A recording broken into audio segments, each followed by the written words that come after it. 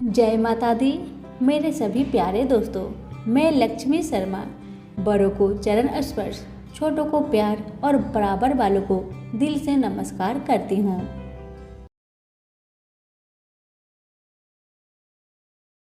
आज सुनिए नाग पंचमी व्रत की संपूर्ण कथा।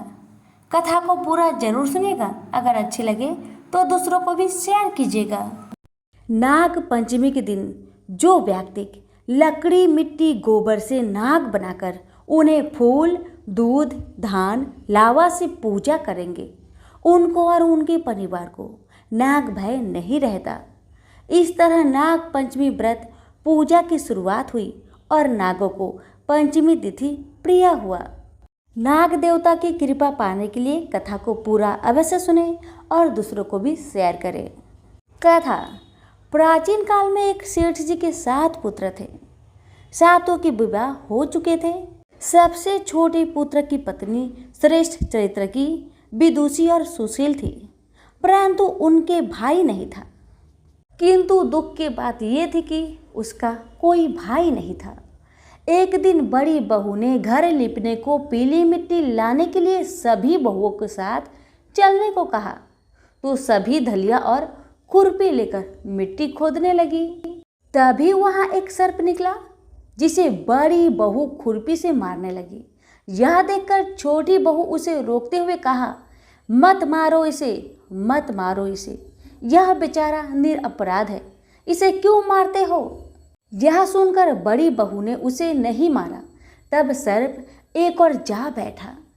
तब छोटी बहू ने उससे कहा, हम अभी लौट कर आते हैं, तुम यहाँ से जाना मत। यह कहकर वह सबके साथ मिट्टी लेकर घर से चली गई और वहाँ काम काज में फंसकर सर्प से जो वादा किया था उसे भूल गई। अब आगे क्या होता है कि उसे दूसरे दिन वह बात याद आता है, तो अपने सभी जेठानियों को साथ लेकर वहाँ पहुँची और सर्प को उस स्थान पर बैठा देखकर बोली, सर्प भैया नमस्कार। सर्प ने कहा, तू भैया कह चुकी है इसलिए तुझे छोड़ देता हूँ, नहीं तो झूठी बात कहने के कारण तुझे अभी डस लेता। वह बोली, भैया मुझसे भूल हो गई, उसकी क्षमा मांगती हूँ। तब सर्प बोला, अच्छा तू आज से मेरी बहन हुई और मैं तेरा भाई हुआ। तेरे भाई होने के नाते तुझे जो मुझसे मांगना है मांग ले। तो बहन बोली, भैया मेरा कोई नहीं है, अच्छा हुआ जो तू मेरा भाई बन गया। कुछ दिन व्यतीत होने पर वह सर्प मनुष्य का रूप रखकर उसके घर आया और बोला कि मेरी बहन को भेज दो। सबने कहा इसके तो कोई भाई नहीं था, तो वह बोला, मैं दूर के रिश्ते का इसका भाई लगता हूँ। बचपन से ही मैं बाहर चला गया था। उसके विश्वास दिलाने पर घर के लोगों ने छोटी को उसके साथ भेज दिया। उसने मार्ग में बताया कि मैं वही सर्प हूँ, इसलिए तू डरना नहीं और जहाँ चलने में कठिनाई हो वहाँ मेरी पूँछ तुम पकड़ लेना। उसके कहे अनुसार ही किया और इस प्रकार वह उसके घर पहुँच गई। वहाँ के धन ऐश्वर्य को देखकर वह चकित हो गई। एक दिन सर्प की माता ने उससे कहा, मैं एक काम से बाहर जा रहे हूँ, तू अपने भाई को ठंडा दूध पिला देना। उसे यह बात ध्यान नहीं रही और उसने गर्म दूध पिला दिया, जिसकी वजह से उनका मुख जल गया। यह देखकर सर्प की माता बहुत क्रोधित हुई, परंतु सर्प के समझाने पर शांत हो गई। तब सर्प ने कहा कि बहन को अब उसके घर भेज देना चाहिए। तब सर्प और उसके पिता ने उसे बहुत सा सोना, चांदी, जवाहरात, वस्त्र, भूषण आदि देकर उसके घर पहुंचा दिया। इतना ढेर सारा धन देखकर बड़ी बहू ने ईर्ष्या से कहा, भाई तो बड़ा धनवान है, तुझे तो उससे और भी धन लाना चाहिए। सर्प ने यह वचन सुना तो सब वस्तुएं सोने की लाकर दे दी। यह देखकर बड़ी बहू ने कहा, इन्हें झाड़ने की झाड़ू भी सोने की होनी चाहिए। तब सर्प ने झाड़ू भी सोने की लाकर रख दिया। सर्प ने छोटी बहू को हीरा मणियों का एक अद्भुत हार दिया था। उसकी प्रशंसा उस देश की रानी ने भी सुनी और वह राजा से बोली कि सेठ की छोटी बहू का हार यहाँ आना चाहिए। राजा ने मंत्री को हुक्म दिया कि उससे वह हार लेकर शीघ्र उपस्थित हो। मंत्री ने सेठानी से जाकर कहा कि महारानी जी छोटी बहू का हार पहनेगी, वह उससे लेकर मुझे दे दो। सेठ जी ने डर के कारण छोटी बहू से हार मांगकर दे दिया। छोटी बहू को यह बात बहुत बुरी लगी। उसने अपने सर्प भाई को याद किया और आने पर प्रार्थना की, भैया, रानी ने हार छीन लिया है, तुम कुछ ऐसा करो कि जब वह हार उसके गले में रहे तब तक के लिए सर्प बन जाए, और जब वह मुझे लौटा दे तब हीरो और मणियों का हार हो जाए। सर्प ने ठीक वैसा ही किया। जैसा कि रानी ने हार पहना वैसे ही वह सर्प बन गया। यह देखकर रानी चीख पड़ी और रोने लगी। यह देखकर राजा ने सेठ के पास खबर भेजी कि छोटी बहू को तुरंत भेजो। सेठ जी डर गए कि राजा न जाने क्या करेंगे। वे स्वयं छोटी बहू को साथ लेकर उपस्थित हुआ। राजा ने छोटी बहू से पूछा, तूने क्या जादू टोना किया है? मैं तुझे दंड दूंगा। छोटी बहू बोली, हे राजन, धृष्टता क्षमा कीजिए, यह हार ही ऐसा है कि मेरे गले में हीरे और मणियों का रहता है और दूसरे के गले में सर्प बन जाता है। यह सुनकर राजा ने वह सर्प बना हार उसे देकर कहा, अभी पहनकर दिखाओ। छोटी बहू ने जैसे ही उसे पहना, वह गले में जाते ही हीरे और मणियों का हार बन गया। यह देखकर राजा को उसकी बात का विश्वास हो गया और उसने प्रसन्न होकर उसे बहुत सी मुद्राएं भी पुरस्कार में दी। छोटी वह अपने हार और मुद्राएं सहित अपने घर को आई। उसके धन को देखकर बड़ी बहू ने ईर्ष्या के कारण उसके पति को सिखाया कि छोटी बहू के पास कहीं से धन आया है। यह सुनकर उसके पति ने अपनी पत्नी को बुलाकर कहा, ठीक ठीक बता कि यह धन तुझे कौन देता है। तब वह सर्प को याद करने लगी। उसी समय सर्प ने प्रकट होकर कहा, यदि मेरी धर्म बहन के आचरण पर संदेह प्रकट करेगा तो मैं उसे खा लूँगा। यह सुनकर छोटी बहू का पति बहुत प्रसन्न हुआ और उसने सर्प देवता का बड़ा सत्कार किया। उसी दिन से नाग पंचमी का त्यौहार मनाया जाता है और स्त्रियां सर्प को भाई मानकर उनकी पूजा करती है। तो सभी प्रेम से बोलिए, नाग देवता की जय। हे नाग देवता, जैसे अपने छोटी बहू के भाई बनकर उसकी रक्षा की, उसके कष्टों को दूर किया, वैसे ही आपकी कथा कहने वाले, सुनने वाले सभी के परिवार पर अपनी कृपा सदा बनाए रखना। तो प्रेम से बोलिए, नाग देवता की जय। आपको मैं बता दूं कि माँ मनसा देवी को भगवान शिव और माता पार्वती की सबसे छोटी पुत्री माना जाता है। आइए अब सुनिए माँ मनसा देवी की कहानी। कई सदियों पहले भागीरथी के ऊपर कहीं चांद सौदागर नाम का एक बहुत अमीर व्यापारी रहता था। यह पूरा क्षेत्र मनसा देवी नामक नाग देवता का निवास स्थान था।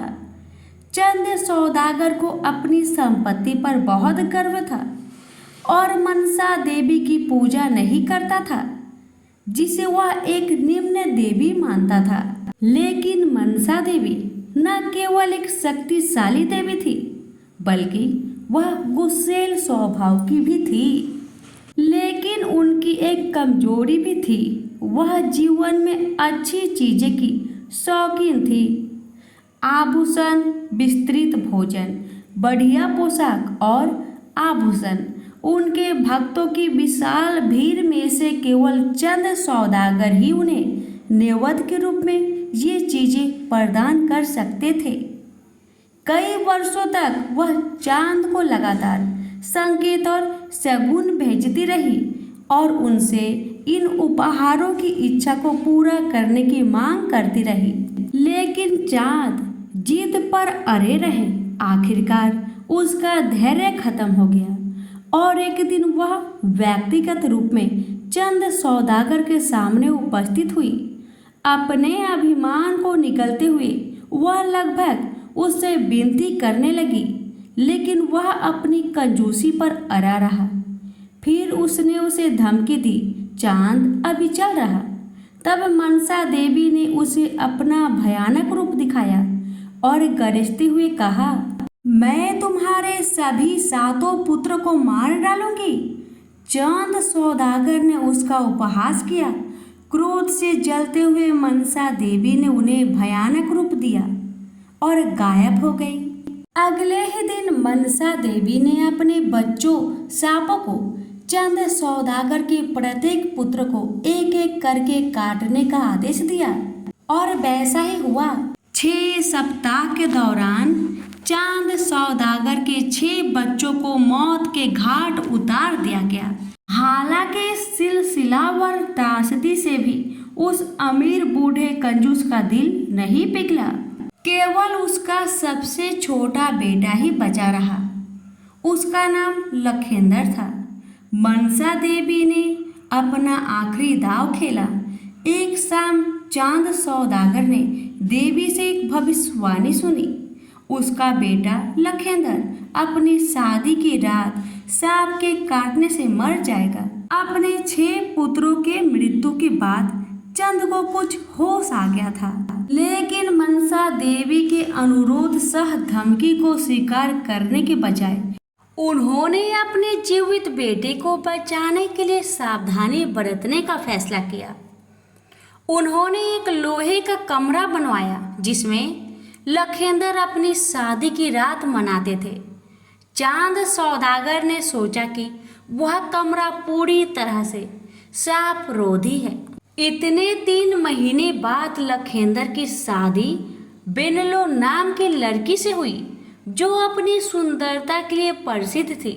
शादी की रात लखेंदर और उसकी दुल्हन लोहे के कमरे में सोने चले।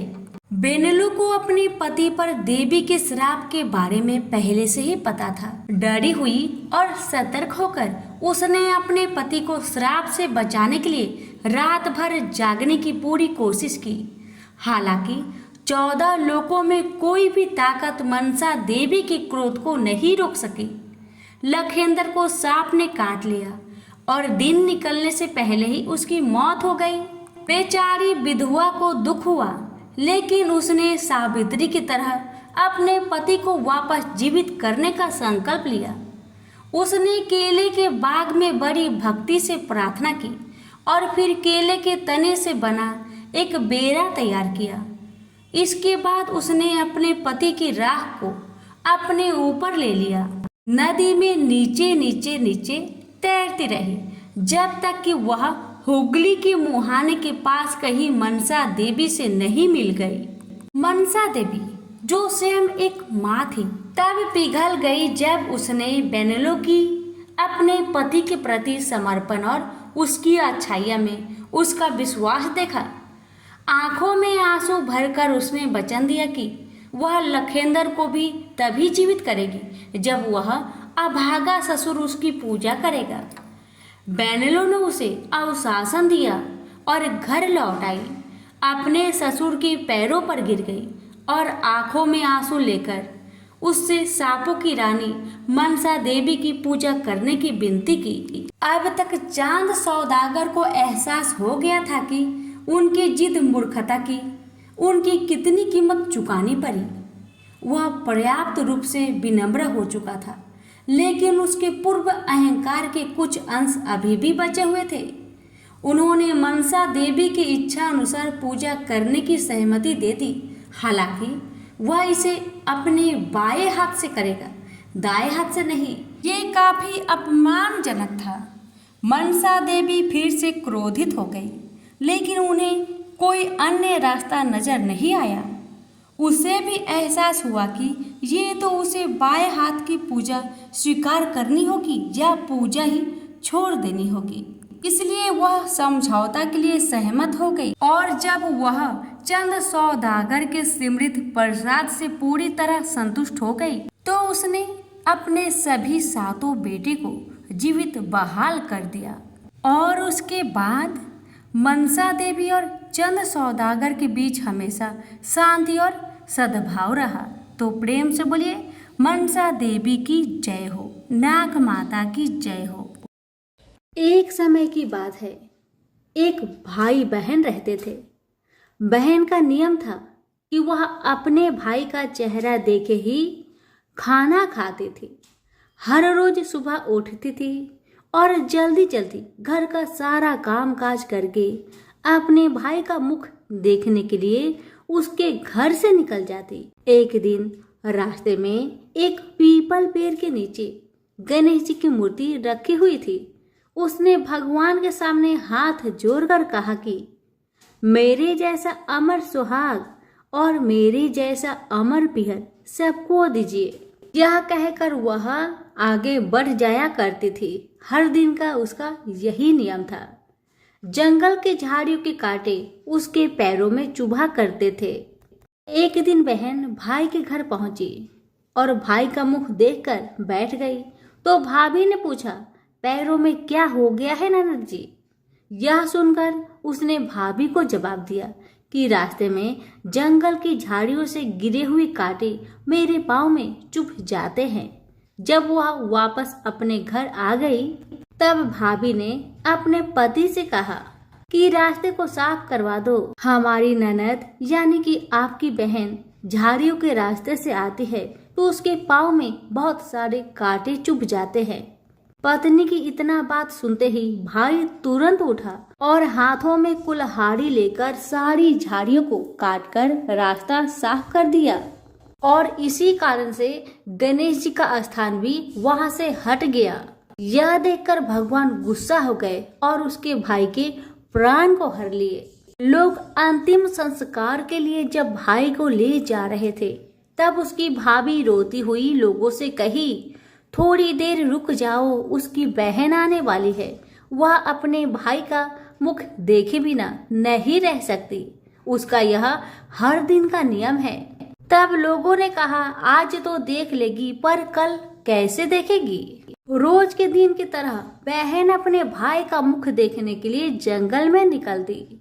जब जंगल में उसने देखा कि सारा रास्ता साफ किया हुआ है तब वह आगे बढ़ी तो उसने देखा कि सिद्धि विनायक को भी वहां से हटा दिया गया है। तब उसने जाने से पहले गणेश जी को एक अच्छे स्थान पर रखकर उन्हें स्थान दिया और हाथ जोड़कर बोली, हे गणेश महाराज, मेरे जैसा अमर सुहाग और मेरे जैसा अमर पिहर सबको देना। और फिर इतना कहकर आगे निकल गई। लड़की की बात सुनकर भगवान गणेश सोच में पड़ गए, अगर मैं इसका नहीं सुना तो मुझे कौन मानेगा, हमें कौन पूजेगा? तब सिद्धि विनायक ने उसे पीछे से आवाज दिया कि बेटी, इस खेजड़ी की 7 पत्तियां ले जा और उसे कच्चे दूध में घोलकर भाई के ऊपर छींटा मार देना, वह उठकर बैठ जाएगा। यह सुनकर जब बहन पीछे मुड़ी तो उसने देखा कि वहां तो कोई नहीं है, लेकिन फिर भी उसके दिल से आवाज आई, जो मैंने सुना वैसे ही करती हूँ, देखा जाए क्या होता है। इतना सोचकर वह 7 खेजड़ी की पत्तियां लेकर अपने भाई के घर पहुंची। उसने देखा वहां कई लोग बैठे हुए हैं। भाभी बैठी रो रही है और पास में ही भाई का लाश रखा हुआ है। तब उसे रास्ते में जो आवाज सुनाई दी थी वही बात याद आई और उसने वैसा ही किया जैसे उसने सुना था। उसने खेजड़ी की 7 पत्तियों को बताए हुए नियम के तहत भाई के ऊपर इस्तेमाल किया। तब उसका भाई उठकर बैठ गया। भाई बोला बहन से, मुझे तो बहुत ही गहरी नींद आ गई थी। तब बहन बोली, यह नींद किसी दुश्मन को भी ना आए, और उसने सारी बात अपने भाई को बता दी। हे गणेश महाराज, जैसे आपने उस बहन की सुनी वैसे ही कहानी कहने वाले, हुक्कारे भरने वाले सभी की परिवार की सुनना और सभी के परिवार की रक्षा करना। सभी प्रेम से बोलिए गणेश महाराज की जय हो। एक लपसी था, एक तपसी था। तपसी हमेशा भगवान की तपस्या में लीन रहता था। लपसी रोजाना 1.25 सेर की लपसी बनाकर भगवान का भोग लगाकर जीम लेता था। एक दिन दोनों लड़ने लगे। तपसी बोला, मैं रोज भगवान की तपस्या करता हूँ, इसलिए मैं बड़ा हूँ। तपसी बोला, मैं रोज भगवान को 1.25 सेर लापसी का भोग लगाता हूँ, इसलिए मैं बड़ा हूँ। नारद जी वहां से गुजर रहे थे। दोनों को लड़ता देखकर उनसे पूछा कि तुम क्यों लड़ रहे हो। तपसी ने खुद के बड़ा होने का कारण बताया और लपसी ने अपना कारण बताया। नारद जी बोले, तुम्हारा फैसला मैं कर दूंगा। दूसरे दिन लपसी और तपसी नहाकर अपनी रोज की भक्ति करने आए तो नारद जी ने छुपकर 1.25 करोड़ की एक अंगूठी उन दोनों के आगे रख दी। तपसी की नजर जब अंगूठी पर पड़ी तो उसने चुपचाप अंगूठी उठाकर अपने नीचे दबा ली। लपसी की नजर अंगूठी पर पड़ी लेकिन उसने ध्यान नहीं दिया। भगवान को भोग लगाकर लपसी खाने लगा। नारद जी सामने आए तो दोनों ने पूछा कि कौन बड़ा है, तो नारद जी ने तपसी से खड़ा होने को कहा। वो खड़ा हुआ तो उसके नीचे दबी अंगूठी दिखाई पड़ी। नारद जी ने तपसी से कहा, तपस्या करने के बाद भी तुम्हारी चोरी करने की आदत नहीं गई, इसलिए लपसी बड़ा है और तुम्हें तुम्हारी तपस्या का कोई फल भी नहीं मिलेगा। तपसी शर्मिंदा होकर माफी मांगने लगा। उसने नारद जी से पूछा, मुझे मेरी तपस्या का फल कैसे मिलेगा। नारद जी ने कहा, यदि कोई गाय और कुत्ते की रोटी नहीं बनाएगा तो फल तुम्हें मिलेगा। यदि कोई ब्राह्मण को भोजन करवाकर दक्षिणा नहीं देगा तो फल तुम्हें मिलेगा। यदि कोई साड़ी के साथ ब्लाउज नहीं देगा तो फल तुझे मिलेगा। यदि कोई दिए से दिया जलाएगा तो फल तुझे मिलेगा। यदि कोई सारी कहानी सुने लेकिन तुम्हारी कहानी नहीं सुने तो फल तुझे मिलेगा। उसी दिन से हर व्रत कथा कहानी के साथ लपसी तपसी की कहानी भी सुनी और कही जाती है। तो प्रेम से बोलिए विष्णु भगवान की जय। धन्यवाद।